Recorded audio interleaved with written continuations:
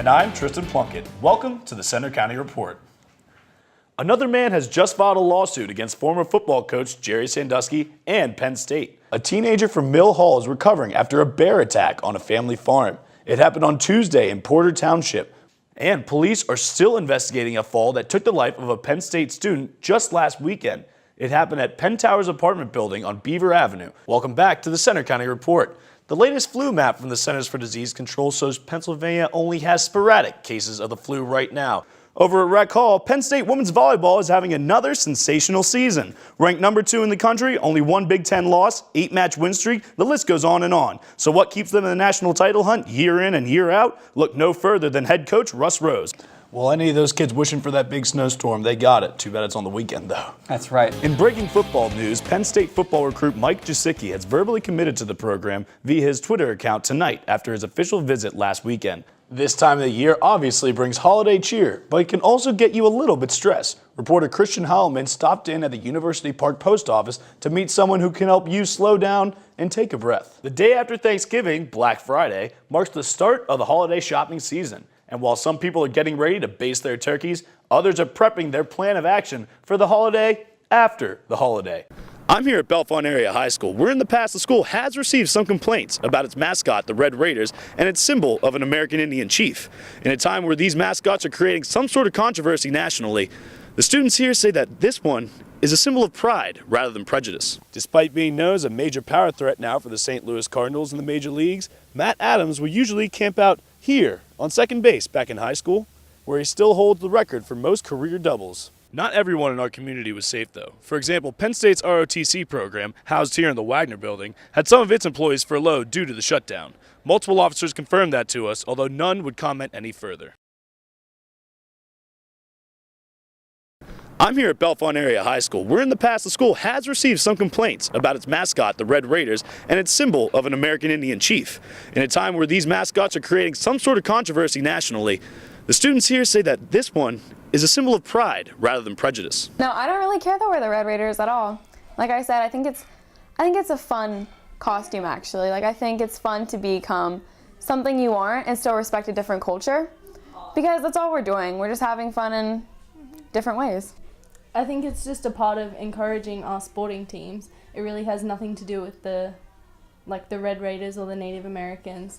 It's just something to get us up on our feet and supporting our school. Many agree with that, but it doesn't stop some American Indians and other activists from speaking out against these mascots. Just last week, there was an 800-member protest at the Minnesota Vikings-Washington Redskins game. I spoke with Richie Plass, a member of the Menominee and Stockbridge-Munsee tribes, who helped organize this protest. It reiterates and confirms in my mind that two things.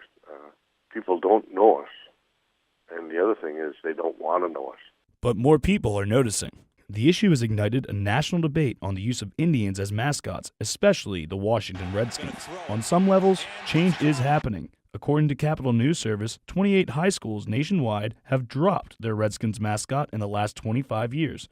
The NCAA has also intervened with some college mascots, but at the pro sports level, it remains difficult to revamp an entire organization's identity.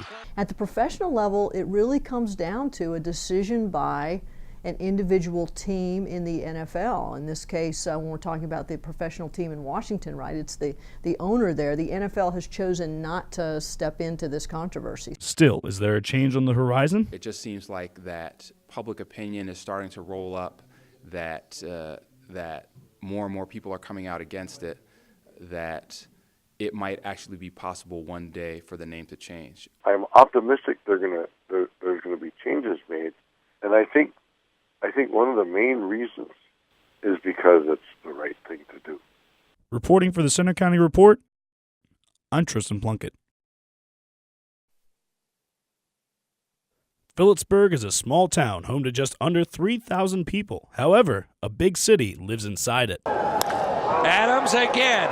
Right center. The big man crushes one again. He goes by Big City now, but Phillipsburg native and current St. Louis Cardinals first baseman Matt Adams went by another name while dominating the Diamonds of Center County. We called him Bino here. I thought that would stick. Where did that spawn from? Well, because he looked like the Bambino, Babe Ruth. We started calling that in like 8th grade. The 6'4", 260-pounder began his journey right here in Center County, leading the Phillipsburg Osceola Mounties to a 2006 District 6 championship. Now making his big hits on a national stage, his current success has helped bring attention to his former program. Now, whenever I go out and people always ask me, oh, did you coach him? I'm like, yeah, I've been coaching for 17 years. Matt didn't graduate that long ago. Oh, wow, I didn't know you coached Matt Adams. So it's been neat for me. People are starting just to recognize the program. Matt's success has served as a teaching point for his former coach. Sankey hopes his former pupils' work ethic will serve as motivation for his current players. What we try to do is to convey to the kids that Matt got there by, working his tail off. Matt was really, really good in high school, and then he got really great in college. And Matt's coach at nearby Slippery Rock University agrees and says he has continued his improvement into his professional career. His junior year, he led the country in hitting, and since he left, he's just taken his game even higher. Every level that he's gone, he's just gotten better and better and better. He hasn't plateaued out. It has something to do with his work ethic and being a student of the game. While Adams hopes to continue to learn and enhance his skills at the next level, it's clear his mark has been made in Phillipsburg. Despite being known as a major power threat now for the St. Louis Cardinals in the major leagues, Matt Adams would usually camp out here on second base back in high school, where he still holds the record for most career doubles. Reporting from Phillipsburg for the Center County Report, I'm Tristan Plunkett. For now, the government's partial shutdown isn't having much impact locally yet. The Flight 93 Memorial is closed, but places like Penn State and the Borough State College are simply keeping an eye on things. We have about a $20 million budget for our general expenditures, of which about $1 million of that is through grant funding that could possibly be affected by something like a federal government shutdown. Borough spokeswoman Hayden also told us that until State College goes through its own budget planning, they likely won't see effects. Our budget season starts in November and December, and that's when council talks about what they'll be spending money on.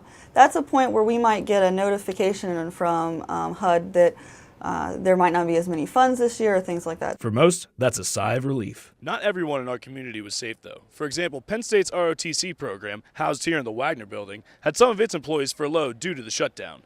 Multiple officers confirmed that to us, although none would comment any further. The shutdown is in day 4, and there's no sign of real progress in reaching an agreement on the federal budget for this fiscal year, and both parties are pointing fingers. The fact of the matter is the president and his party and Harry Reid have refused to compromise on anything whatsoever. We will negotiate as we have on going to the budget, talking about a long-term agreement here. We've tried, the president's tried.